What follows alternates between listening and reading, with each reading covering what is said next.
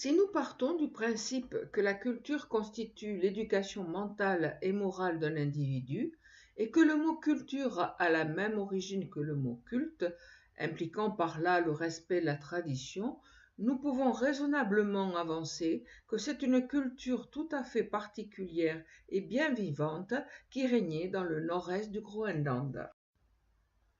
Le mot latin cultura signifie au départ travail de la terre. Ici, nous pouvons, sans trop grand risque de trébucher dans nos propos, mentionner le cas exemplaire de Grover Bay, où il fallait s'échiner sur le maigre humus groenlandais pour faire germer d'embryonnaires pommes de terre et de rachitiques pieds de vigne. Cette petite dissertation est destinée à témoigner de la vitalité de la poésie qui, hormis les tatouages, constitue la part de la vie culturelle de la côte qui subsistera le plus longtemps. Les poèmes d'Anton Petersen étaient colportés de cabane en cabane. Les premières ballades de Haldur se bousculèrent hors d'Anton au cours de sa visite à la cabane de Fimbul. Et ils continuèrent à sortir à un rythme régulier, plusieurs fois par jour, avec une mécanique parfaitement huilée. Anton refusait de coucher sur le papier ses créations, estimant que ce qu'il n'était pas capable de mémoriser ne méritait pas de survivre. Mais Herbert, qui tremblait à l'idée que le poète puisse être touché par une crise d'amnésie ou tout simplement déposer Camix, notait avec zèle chaque mot qui coulait de sa bouche. Au cœur de l'hiver, Anton ramena d'un long voyage glacial dans le nord du district, à travers des fjords que baignait la lumière blafarde de la lune, les impressions suivantes.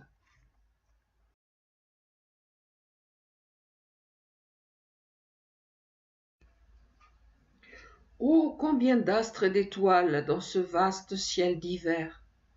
La plupart de ces étoiles étaient isolées à leur place au firmament, mais d'autres étaient concentrées, risquant de dangereux accidents dans ces contrées. Seules quelques-unes, devant l'imminence du danger, s'échappaient sous la lune en étoiles filantes changées, fuyant debout à la une. Et Haldur, sur son traîneau, se repose, de ces étoiles se faisant un bain. Ils sont avec elles comme une osmose, proche à portée de main. Oui, une symbiose. Et les chiens se mirent, de plaisir ou de compassion, à pousser, comme des rires, des grognements profonds dans un bienheureux délire. Mais il advint qu'un nuage couvrit le ciel de sa grosse masse noirâtre. Ce nuage, au-dessus des chiens s'arrêta et de leur maître sur son traîneau, et de la neige, tels des flocons d'étoiles, tomba. Haldur sentait ses baisers mouillés, mais beaux. Cette neige au goût d'étoiles de volupté le gava. C'est que les étoiles de l'Éternel ont le goût et l'odeur de la glèbe quand elles tombent. Du divin et du ciel elles ont tout. La musique, le génie, l'art de faire la bombe et de la terre des hommes les atouts. 12 couches d'étoiles tombèrent avant que le nuage ne se retire et que le ciel de ses torchères à nouveau s'illumine et enfin respire. Le miracle ainsi s'opère. Mais au-dessus de Haldur ne restait que l'espace vide, un ciel absolument pur. Après toutes les étoiles qu'Avide, une à une, avait dévoré Haldur.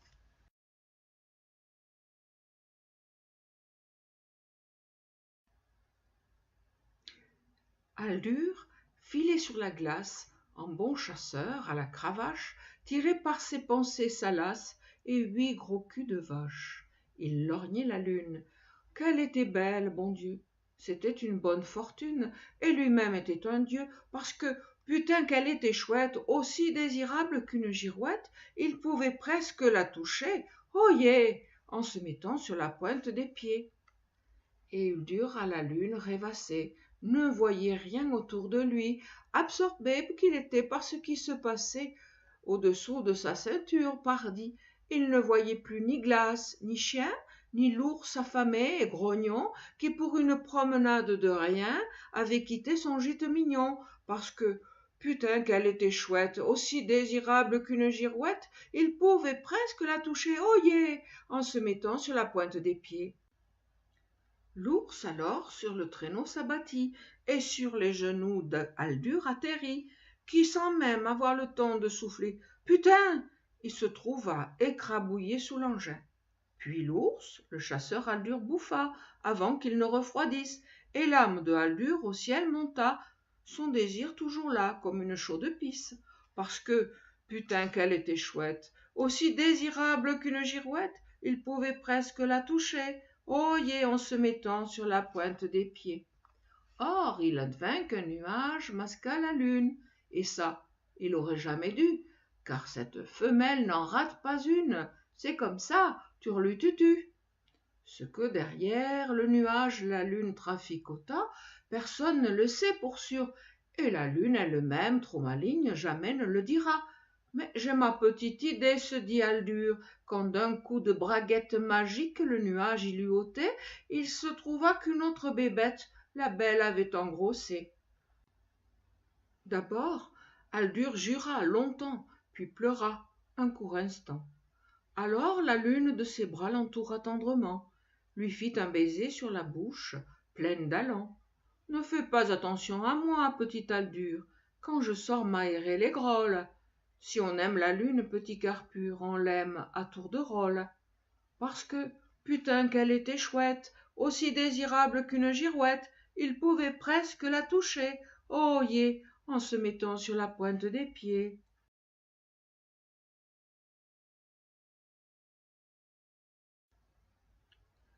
Le temps, nous ne pouvons pas le toucher, ni l'entendre, ni le voir. Il s'écoule tel du petit lait, comme à travers une passoire. Le temps en maint petit moment est divisé, ce qu'ignorent des gens la plupart. Le temps pour eux, c'est avant, après, pauvres niais. Ils en oublient le maintenant, les nullards. Aldur de Guesgrave pensait au temps qui passait, le voyait inquiet s'immobiliser, aujourd'hui devenir hier, oh yeah. Une fois qu'il le réfléchit longuement, son esprit s'embrouilla, et tous les petits instants entreprit d'oxyre à tout va. De Guesgrave Aldur le chasseur commettait meurtre après meurtre en nage, transperçant ses victimes avec volupté et ardeur, pour les suspendre enfin à un fil d'étendage. Ainsi Ardur captait l'instant, le maintenant, y vouant tout son temps assidûment, et c'est un brin surpris naturellement qu'il vit renaître et s'écouler le temps normalement.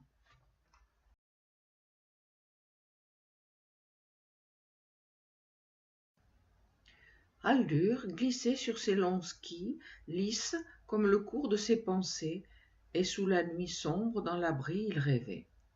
Affalé sur le ventre d'Oda, affamé comme un clébard, ses yeux comme aspirés, il senta et l'eau lui vint à la bouche, vénard. Aldur, d'Oda embrassait les cheveux, si longs, si blonds, si crasses, ainsi que ses cuisses grasses et la poitrine souple d'Oda, l'heureux, sein gros et rond, au goût de hareng salé, ce qui est sain et nourrissant et musqué. Faut aimer ça, mais bon. Il y avait comme un parfum délicieux dans le torride baiser d'Oda. Pâtisserie maison à vous élever aux cieux, saupoudrée de sucre glace. Oh là là! Et tout à coup, Aldur voulut ce que tout chasseur a dans l'âme, mais qui jamais n'arrive, vu qu'il faut pour cela une dame. Aldur toucha alors la cuisse d'Oda de l'ongle de sa pensée, et un goût de soleil et printemps scintilla au palais de son âme et de son périnée. D'Oda alors, tout le corps il ingurgita, tout entier, le dévora, méthodique, mais une fois qu'il eut tout mangé, le scélérat. Aldur fut saisi d'un sérieux embarras gastrique.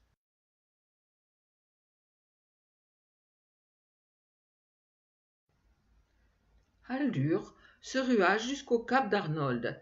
Qu'est-ce qu'on attend pour être heureux? Pour feuilleter avec Berthold, le chansonnier de Homblade, un rien peureux. Mais Berthold était mal en point. Qu'est-ce qu'on attend pour être heureux? Il gisait dans sa couchette, dans un coin, telle une misérable épave, en un mot malheureux.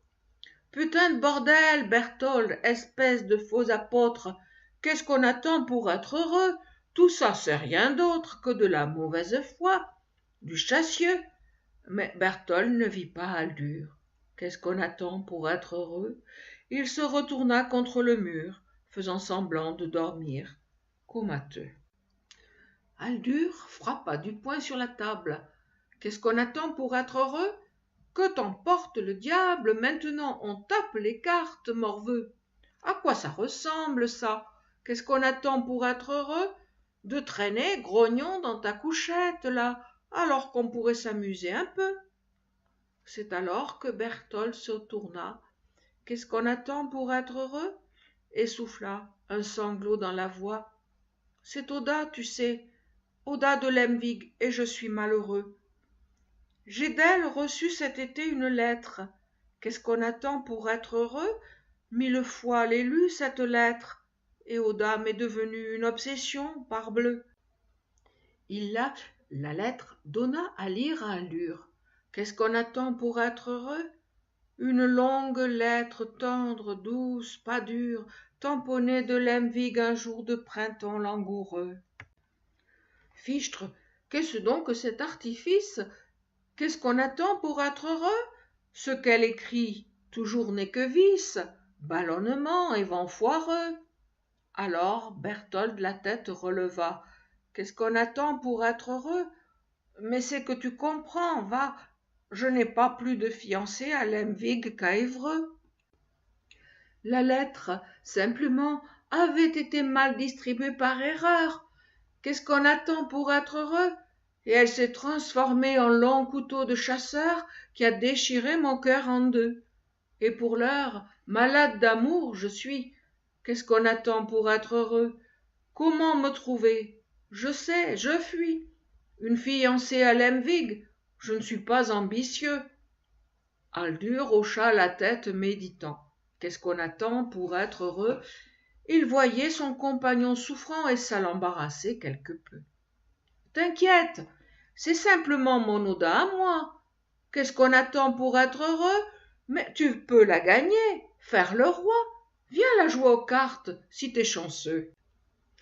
Ils s'installèrent à la table. Qu'est-ce qu'on attend pour être heureux? Bâtir les cartes comme des diables, la fille de Lemvig comme mise, c'est honteux. 24 heures durant, ils jouèrent. Qu'est-ce qu'on attend pour être heureux? Si bien qu'Oda, ils oublièrent, tant ils buvaient à qui mieux. Au matin, ils sortirent pisser. Qu'est-ce qu'on attend pour être heureux? Se soulageant des schnapps absorbés, ainsi que d'Oda de Lemvig, bon Dieu. C'était une matinée royale. Qu'est-ce qu'on attend pour être heureux? Parcourue d'aurores boréales, brillantes d'étoiles en 1000 feux. Et la lune leur sourit en biais. Qu'est-ce qu'on attend pour être heureux? Et la cime des montagnes ressemblait à une grande forêt figée quasi bleue. Émerveillé, Berthold chuchota. Qu'est-ce qu'on attend pour être heureux? Un bon vieux poker, mon gars. C'est sûr, y a rien de mieux.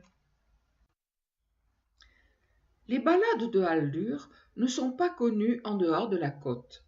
Le poète est de l'avis que ces ballades se situent à un niveau trop subtil pour un public banalement cultivé, un public qui ne s'est pas frotté à la grande université de la nature.